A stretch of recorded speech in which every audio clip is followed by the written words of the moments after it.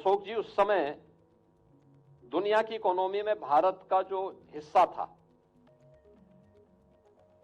वो 46% था और ये आते आते 15वीं सदी तक भी दुनिया की अर्थव्यवस्था में भारत की हिस्सेदारी 24% तक थी कि जब ये देश आजाद हुआ तब भारत की दुनिया की अर्थव्यवस्था में योगदान मात्र 1.5 से 2% रह गया था। और आज हम सब अपने देश के यशस्वी प्रधानमंत्री जी का आभार व्यक्त करते हैं कि जिन्होंने भारत को चौथी अर्थव्यवस्था बनाने में आज सफलता प्राप्त की। शासनकाल ये वही कालखंड है जब भारत का जो स्वर्ण युग था, याद करिए उस कालखंड में दुनिया की इकोनॉमी में, अशोक जी, उस समय दुनिया की इकोनॉमी में भारत का जो हिस्सा था वो 46% था और ये आते आते 15वीं सदी तक भी दुनिया की अर्थव्यवस्था में भारत की हिस्सेदारी 24% तक थी। बीच के उसके बाद के कालखंड में भारत का इतना दोहन हुआ, भारत का इतना लूटा गया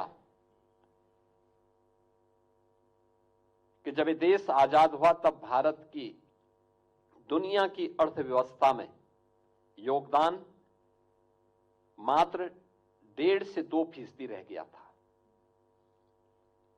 और आज हम सब अपने देश के यशस्वी प्रधानमंत्री जी का आभार व्यक्त करते हैं कि जिन्होंने भारत को चौथी अर्थव्यवस्था बनाने में आज सफलता प्राप्त की।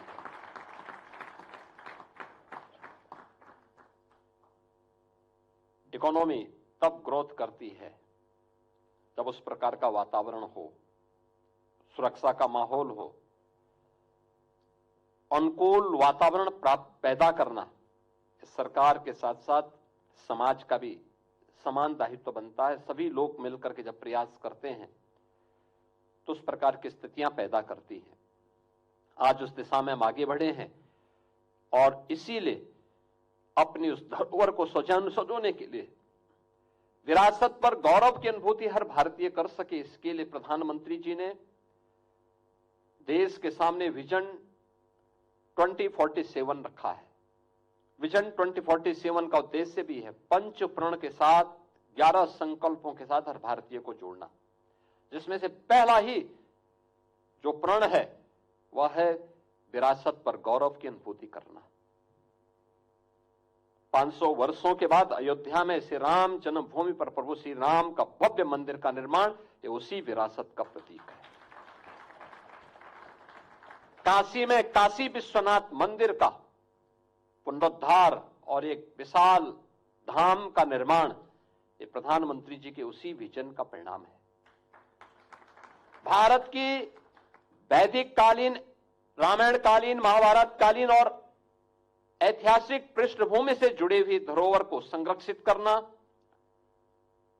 उसका संवर्धन करना, उसको आगे बढ़ाने की प्रक्रिया उसी का हिस्सा है।